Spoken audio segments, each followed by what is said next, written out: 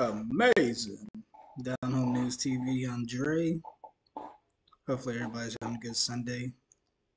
It's been a while since I did a video on or reaction to Jesse Lee Peters.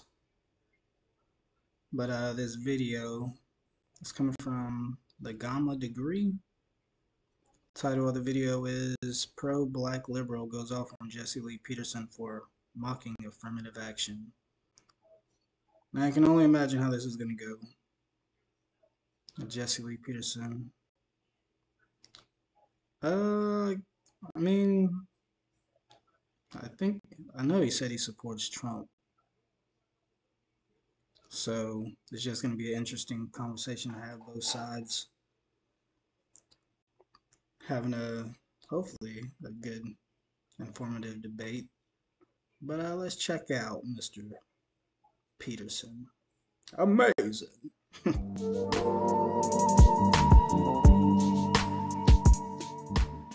If the Republicans were to offer black people free stuff, I know you admit with this, you agree with me on this. If the Republicans were to offer black people free stuff like affirmative action, now they want more reparations and all that, there would be more blacks in the Republican Party. Do you agree? Absolutely not, because nobody wants free stuff. Black people do. No, they don't. This is where you're fundamentally misunderstanding. Why they want reparations and affirmative action and Obamacare? Why they literally the word reparations starts at the same root as repayment. It's not. But they haven't done anything for repayment. The work you already did. But we have given them everything. You can't say that pay somebody for the work they already did. Robert, free stuff. We have given them everything. One, who is we in this situation? When you're saying we gave it to them, we the American people. First, I want to know: are you still working with Jesse Jackson's organization, Rainbow Push? I still volunteer for with it from time to time. I interned there in college, worked with Janice Mathis on the citizenship education program in Atlanta. Wonderful organization, still doing great work in the community. Do you agree that cries of racism are destruction from the black on black murder? Because if they did something about black on black crime in Chicago, the blacks would be crying racism. So that's why I believe you don't hear a lot about all that. What do you think? There's no such thing as black on black crime. There's just crime. Understand that 85% of white people are killed by other white people. Crime is a proximal issue because we still live in a society which is largely geographically segregated. People kill, rob, beat up other people who live near them who are generally of their same race. So this idea of black on black crime is just kind of a concept invented in the 80s to prevent law enforcement and politicians from having to address the real issue, which is crime, which is overpopulation, which is lack of economic opportunity, lack of educational achievement, the lack of putting investments in communities to secure them from the criminal elements. But you might not be aware, but blacks are more than 4 times as likely to kill blacks as whites are to kill whites. You used the word black economic situation, right? Blacks are having problem with money. Correct. When will the blacks been crying about that for over 70 years now? At what point will blacks stop acting poor or being poor and showing the world that they are incapable of making finance or creating finance for themselves? How long will they use that excuse? Oh, it's not an excuse when it's governmental policy. You say the last 70 years, but remember when slavery was over, we still had over 100 years of Jim Crow until the 1960s. Even that, you had redlining, reversing law redlining. So this concept or this idea that somehow black people just don't know how to manage money, don't know how to open businesses. Look at what happened in Black Wall Street, where we did all the things you're saying we should do. Harlem Renaissance, you can go down the line. You cannot take out the... Robert, those are a bunch of excuses too. I grew up under the Jim Crow laws, and blacks were better off financially, morally, and everything else then than they are today. Most blacks are immoral. They are crying poverty. They are constantly crying racism. They want affirmative action.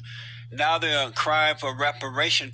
Where is the shame? And why is it that they're not embarrassed about presenting themselves as being so poor and black, and they need the white man to do something for them? Give me, why can't they just finally shut up and do for themselves? So when you say they're crying about racism, why aren't you asking why are white people being less racist?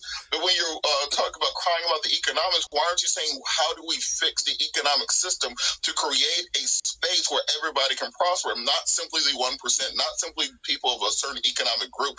Because truthfully, this so are you saying that along racial lines is ridiculous? Are you saying that the blacks continue to cry because we support our ally in the Middle East, Israel? Nobody is crying. When you say crying, why are so many of these Tea Partiers crying when someone else gets something out of the governmental pot? Why are these corporations crying when you try to tax them to a point that is equal to other nations? Why are these big billionaires and billionaires crying every time you say that we want to do something economically for the rest of the country? It's not about crying. We live in a representative democracy. I don't know if you... The whole point of the First Amendment is for people to have the right to redress their government for to address their needs. Because of time, let me do this. I don't know if you're aware or not, most cultures around the world, especially in America, are sick of black people. They're sick of being falsely accused of being racist. They are sick of black people whining and begging and being violent toward other races. Even the Mexicans don't like the blacks.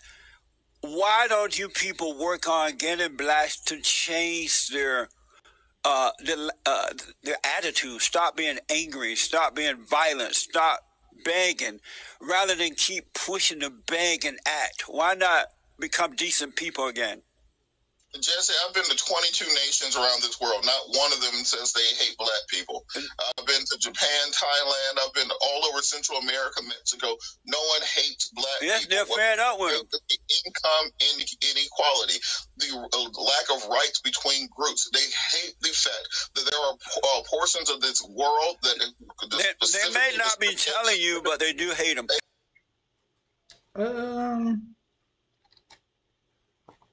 Let me chime in a little bit. As far as other countries and cultures not liking blacks, I'm not 100% sure if they do or do not, but I can tell you in my experience living in Europe for a little bit and the Asian continent for a few years, I don't think is necessarily, it could be, as Jesse Lee Peterson would say, not all. I don't know if he says most or some, but I would think it's I thought that the foreigners are kind of more territorial. And when I say that, I mean as for an example, when I was in Korea, like the locals that had jobs dealing with the Americans over there, they love the Americans. They love, well, I can't say for sure if they did or not, but you know, they kind of seem more energetic and polite towards the blacks, obviously, because the money is better. But once you traveled out further away from the military installations, the people were more reclusive when it came to Americans. And I had a weird experience that I never thought I'd go through, but I'm not going to get into that.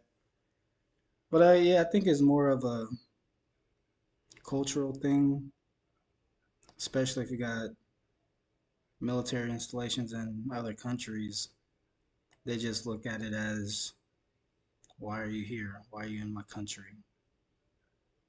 And then you got to understand that Americans kind of got a big head. And a lot of them look at us as uppity, things of that nature. And I'm pretty sure there's truth to what Jesse Lee Peterson is saying, as well as the other guy.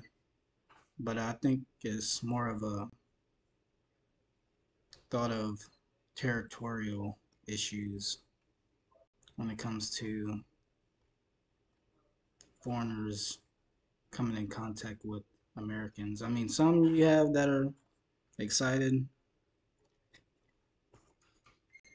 Some never probably even spoken to a black person before, so they may be more interested in speaking to some, because I know I had that experience as well. But I think it's more of a territorial issue.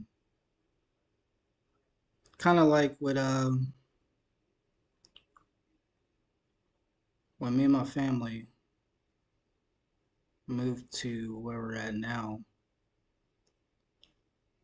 we were the, I want to say maybe second, third black family in that area. Predominantly white, it was out in the country. And I remember me and my dad was throwing football in the yard, and a white dude drove by saying, "Ain't no niggers live out here." I was like, oh my goodness. So at the time, I just knew the N-word was a bad word, but I didn't know the true definition of it.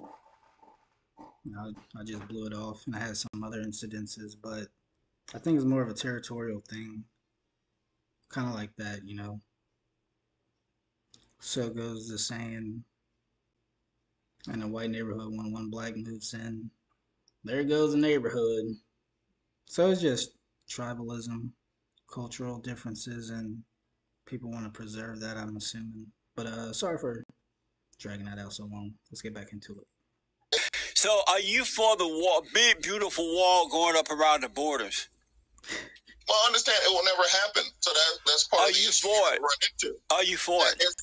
It is economically impossible. It is physically impossible. There's no way for it to actually work, and President Trump hasn't articulated. Robert, I don't know if you understand it, and I'm asking you simple questions that you're not answering. Are you Are you for the big, beautiful wall going up around the borders? Do you have any concept of how to pay for that wall? That's not the answer to my question. Are you for? Absolutely. Look, I'm for unicorns and I'm for clouds. If I can't pay for it and make it happen in real life, it doesn't matter, does it? So how is that like you are paying for this wall? Robert, are you for the big, beautiful wall going up around the U.S. and Mexico borders? How exactly would you pay for it? How would you deal with eminent domain? How would you deal with farmers' rights? You're definitely a lawyer. Barriers. So let me ask this. When illegal aliens come into our country, they land in the inner cities for the most part. And by moving into the inner cities, they bring drug, crime, they're invading the public school system. And on another note, I hear a lot of talk show hosts have guests calling about that exact situation, referring to when Trump says they're taking the black jobs. That's partially true. I'm not sure how true it is, but if you look at areas like Chicago, that's one major city that's dealing with it. New York, I really haven't seen too many stories about it, but that's what he's actually, I believe, he's speaking on behalf of. What Jesse Lee mentioned, they're moving into the inner cities, getting better benefits than most of the locals there. But let's continue. They are invading the healthcare system. They're running black people out of their own communities. Does it bother you that illegal aliens are affecting black people in America first and foremost in a negative way? Well, let's understand first. The legal immigration issue came to an head after Reagan amnesty. Why am I, every time I ask you where you've been, you tell me where you're going? Why is that? Well, because you have to have an actual conversation around things. No, I'm asking you specific questions that you're not answering. Do you care that black people are being hurt first and foremost? So let's start with Reagan amnesty in 1986. Robert, why I didn't ask about Reagan. Where is Reagan now? So the question is, do you care that black people are being hurt first and foremost by illegal aliens coming into our country? Well, you're starting with a faulty premise, which is that illegal aliens are hurting the black community. What you have to understand is that America is a graying nation. The birth rate has dropped over the last century, and we don't have continued immigration. Do you realize you're not answering any question, Robert? Well, because that comment about the birth rate dropping. In China, they had that one-child policy for quite some time, and it was recently, maybe within the last few years, President Xi, is that how you pronounce it? He incentivized his citizens to produce more children. So if we're having low birth rates, why can't the powers that be incentivize Americans to have more American children? Is it because they don't want us to procreate and instill the American values which we're brought up to have? I don't know, but that's just my thought. We should incentivize Americans to have more children instead of replacement migration. I guess that's what they call it. Because you're not asking. If you were in a court of a law, the judge will have you dismissed. Contempt. Not to know, I've won over 100 cases in court trials, so I guarantee you I've won more cases than you have in court. I wouldn't put my money on that if I were you. If the Republicans were to offer black people free stuff, I know you admit with this, you agree with me on this.